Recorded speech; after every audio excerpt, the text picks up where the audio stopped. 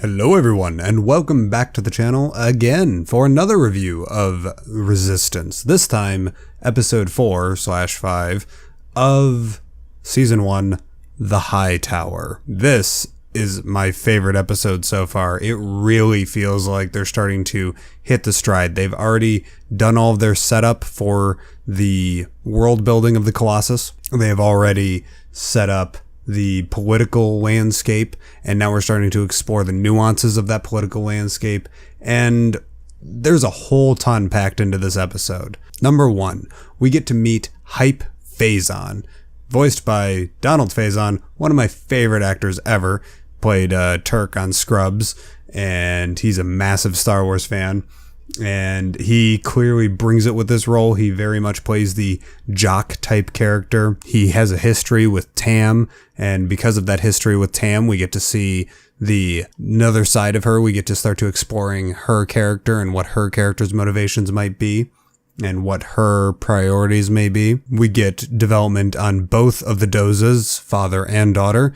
Captain Doza being the person in charge of the Colossus, and Tora Doza being the character in the Aces squadron. We get to see Kaz actually manage to spy somewhat successfully and in a very ingenuitive way. So overall, the entire plot of this episode is the First Order backs a fuel truck up to the Colossus, and it seems that the Colossus is suffering a serious fuel shortage.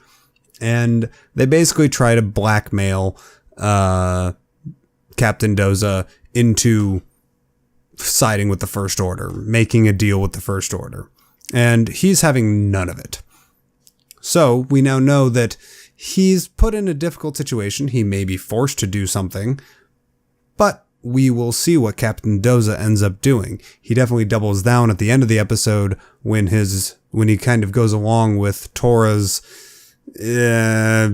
fib about who and what the intruder was in the High Tower. Hype Faison clearly has zero interest in anything with the First Order at all. If it's, as he says it, if it's them, I'm not going out. And honestly, the biggest thing about this episode, and the biggest thing that I want to emphasize about my feelings on this episode, is that Resistance is shaping up to be the most serialized cartoon that we've ever gotten in Star Wars. The Clone Wars was very much an anthology series. You kind of jumped all over the place.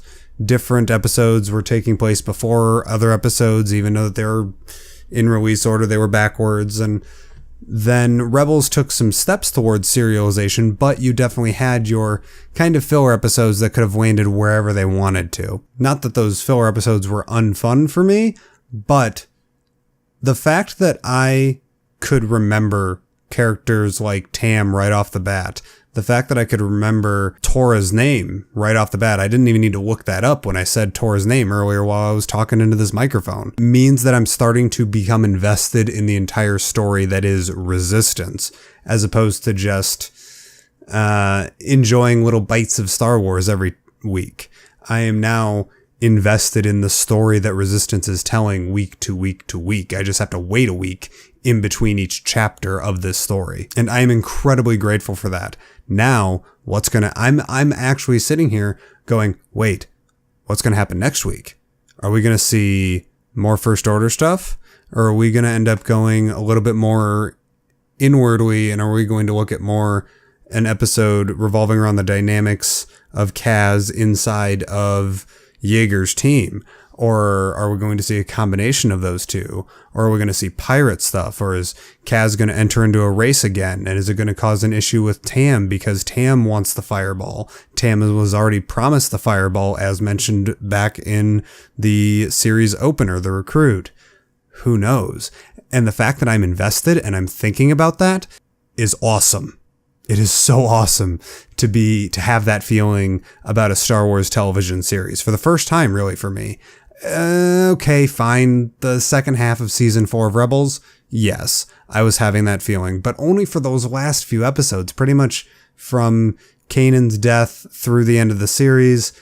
I was, very invested in what was going to happen next week. And I was always looking forward to more episodes, but I wasn't looking forward to a continuation of the story. I was looking forward to just more fun Star Wars for 22 minutes. Either way, I think Resistance is shaping up to possibly being maybe not better than the Clone Wars, but definitely it's a different experience than the Clone Wars, in that it's going to be, it at least appears to be, shaping up into being a serialized singular story told in season-long arcs, as opposed to the Clone Wars just being, 3 episodes here, 2 episodes are connected here, maybe this is a standalone episode, and also here's 2 episodes of Mace and Jar Jar doing things because Star Wars.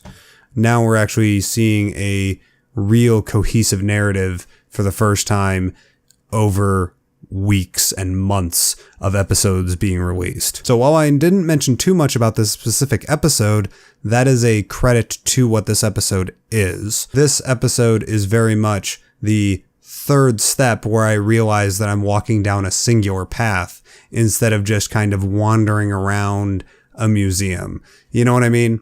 Where with the Clone Wars, and even for the most part Rebels, you're kind of just wandering around a museum.